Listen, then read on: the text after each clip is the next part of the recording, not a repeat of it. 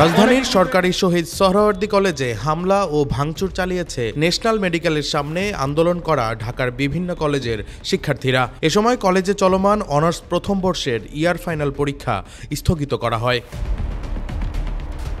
রবিবার দুপুর ২:৩০টায় সোহরাওয়ার্দী ও কবি নজরুল কলেজের শিক্ষার্থীদের সঙ্গে ন্যাশনাল মেডিকেল কলেজ ঘেরাও করতে আসা শিক্ষার্থীদের সংঘর্ষ হয়। এক পর্যায়ে সোহরাওয়ার্দী কলেজে হামলা ভাঙচুর চালানো হয়।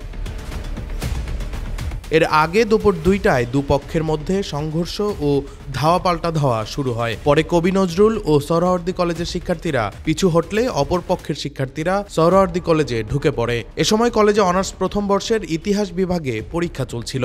কবি নজরুল কলেজের শিক্ষার্থীরা একই কলেজে পরীক্ষা দিচ্ছিলেন। নিরাপত্তার স্বার্থে দুপুর 12:30টায় শুরু হওয়া পরীক্ষা 2 ঘণ্টা পর স্থগিত করা হয়।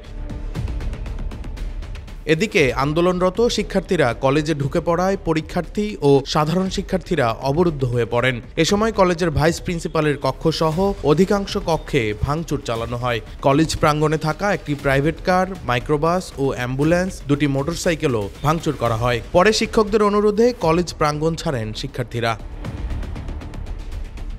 সোহরাওয়ার্দী কলেজের প্রিন্সিপাল অধ্যাপক ডক্টর কাকলী মুখোপাধ্যায় জানান, কলেজের কোনো অফিস এবং কোনো বিভাগের কক্ষই অক্ষত অবস্থায় নেই। পুরো কলেজ পরিণত হয়েছে ধ্বংসস্তূপে। 2 জন শিক্ষকের ব্যক্তিগত গাড়ি এবং কলেজের গাড়িটিও ভেঙে তছনছ করে দেওয়া হয়েছে। কেন হামলার ঘটনা ঘটেছে সে ব্যাপারে ডক্টর কাকলী মুখোপাধ্যায় কিছুই জানেন না। ক্ষয়ক্ষতির আর্থিক পরিমাণ পরে জানানো হবে বলেও জানান তিনি।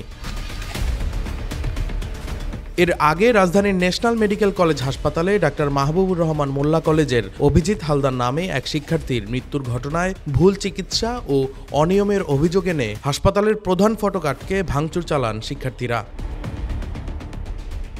Desk report, metro TV.